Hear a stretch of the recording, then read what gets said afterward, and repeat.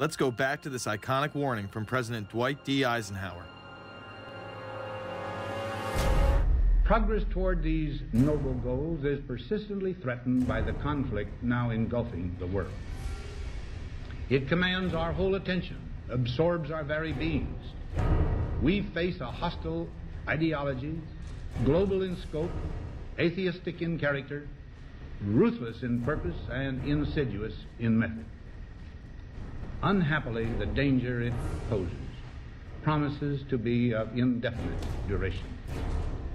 The need to maintain balance in and among national programs. Balance between the private and the public economy. Balance between the cost and hoped for advantages.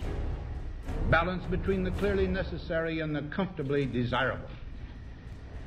We have been compelled to create a permanent armaments industry of vast proportions. We annually spend on military security alone more than the net income of all United States corporations. The total influence, economic, political, even spiritual, is felt in every city, every state house, every office of the federal government. Yet we must not fail to comprehend its grave implications. Our toil, resources, and livelihood are all involved. So is the very structure of our society. In the councils of government, we must guard against the acquisition of unwarranted influence, whether sought or unsought, by the military-industrial complex. The potential for the disastrous rise of misplaced power exists and will persist. America went into a major mobilization, revived its defense industries, and we saw the civilian economy of America more and more skewed through the 50s.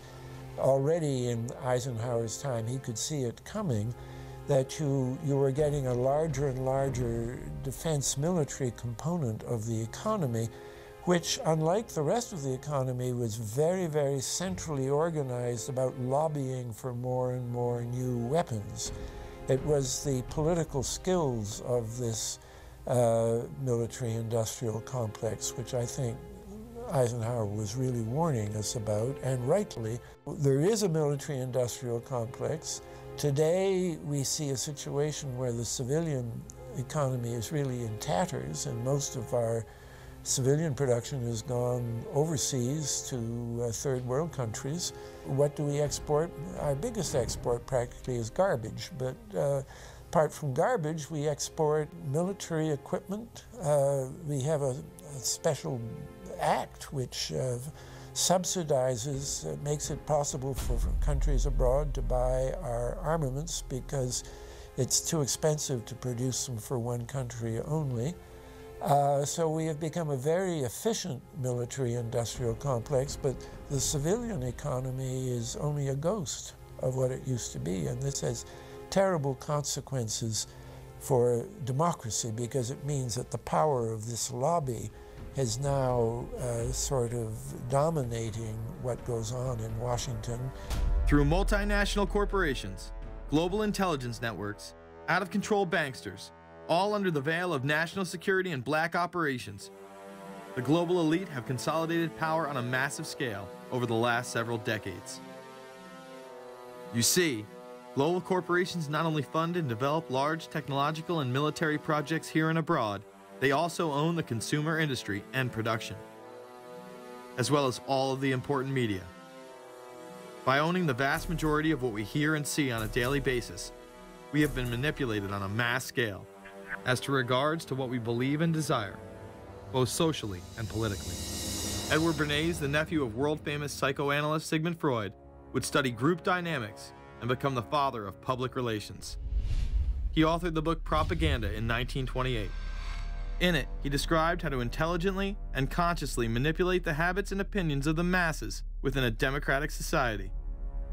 He went on to state that those who harness this unseen mechanism of society constitute an invisible government and are the true ruling power.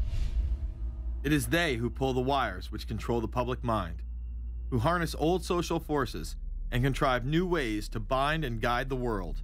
The average American is distracted, mindless, worried about minuscule things, celebrities, as if it was their own family members. And this is by design, because the powers that be, who own the media, know how our brains work.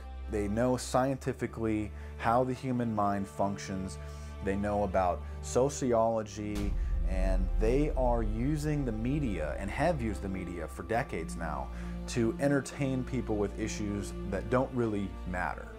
When you have the big news networks covering celebrity issues as if it's the most important thing, it becomes the most important thing. And this is not by accident. This is to keep us out of the way. Because if you're worried about the latest celebrity death, or the latest celebrity couple, or the celebrity breakup, or your sports team having a shot at the Super Bowl or the World Series, there's so much information about those issues that can be discussed that will mesmerize people, and they won't know or care about the real issues that are out there.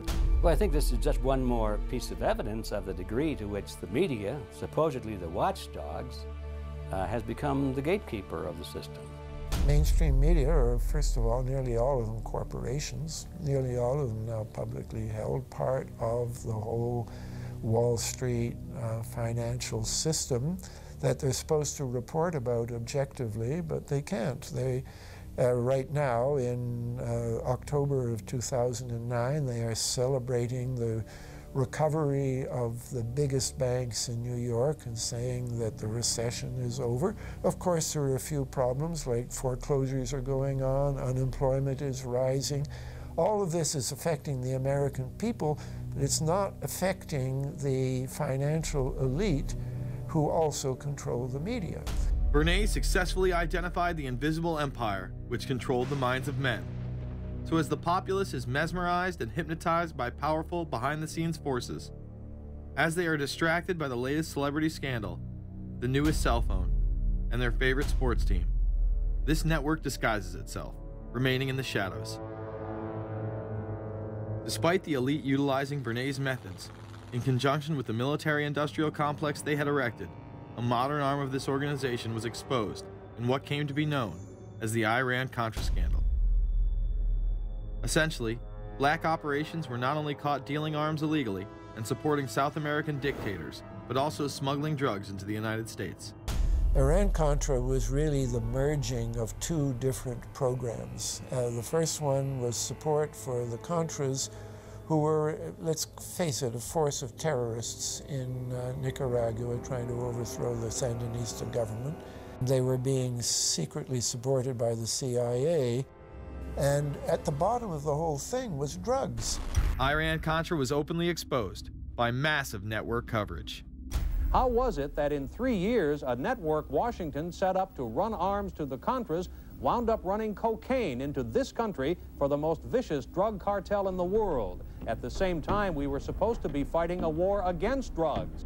But by the same token, I also smuggle my share of weapons in exchange for those illegal substances, with the full knowledge and assistance of both the DEA and CIA. Betzner says that in 1983, he flew weapons from Florida to El Salvador and drugs from Colombia to the Bahamas on the way back. In 1984, he says, he flew twice from Florida to Costa Rica and back. We could bring back our own cargo, and they would arrange it, or we could bring back their cargo without ever having to worry about interception, arrest, anything like this, that everything was taken care of. What kind of cargo were you talking about? Drugs. Tolliver says he had 2 meetings with this man, CIA veteran Rafael Quintero. Then in March of 1986, he says he flew 14 tons of weapons down to Honduras, to this Contra resupply base set up by the CIA. We take off from Tegucigalpa, Honduras, and we leave. To? South Florida. Where in South Florida? We landed at Homestead. Homestead? Air Force Base.